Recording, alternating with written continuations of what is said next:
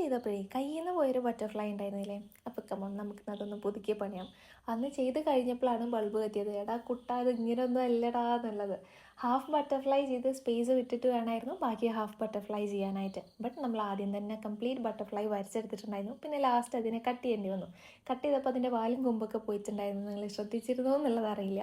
അപ്പോൾ ഇപ്രാവശ്യം ബട്ടർഫ്ലൈ ആദ്യം വരച്ചു കൊടുക്കുമ്പോൾ തന്നെ പേപ്പർ സെൻറ്ററിൽ ഫോൾഡ് ചെയ്തിട്ടാണ് വരച്ചു കൊടുത്തത്. അപ്പോൾ അപ്പുറത്തെ സൈഡിലും കൂടെ അതുപോലെ നമുക്കൊരു ട്രേസ് കിട്ടും.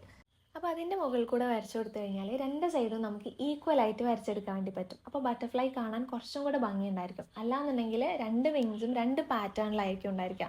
ചിലപ്പോൾ ഒരെണ്ണം വലുതായി പോകാനും ഒരെണ്ണം ചെറുതായി പോകാനൊക്കെ ചാൻസ് ഉണ്ട്. എന്നതിന് ശേഷം നീറ്റായിട്ട് അതിൻ്റെ ഔട്ട്ലൈനിലൂടെ ഒന്ന് കട്ട് ഔട്ട് ചെയ്തെടുക്കുക എന്നുള്ളതാണ് ചെയ്യേണ്ടത്. പിന്നെ നിങ്ങൾക്ക് ഇഷ്ടമുള്ള ജേർണലിലോ ഡയറിയിലോ ബുക്സിലോ ഗൈഡിലൊക്കെ ഇത് വെക്കാം. അപ്പോൾ ഞാൻ എൻ്റെ ജേർണലിലാണ് ഇത് വെച്ചിട്ടുള്ളത്. അപ്പോൾ ക്യൂട്ടായിട്ടുള്ള ബുക്ക് മാർക്സ് ഇവിടെ റെഡി ആയിട്ടുണ്ട്. അപ്പോൾ നിങ്ങൾക്ക് വീഡിയോ ഇഷ്ടമായിട്ടുണ്ടെങ്കിൽ as usual do like and subscribe. By.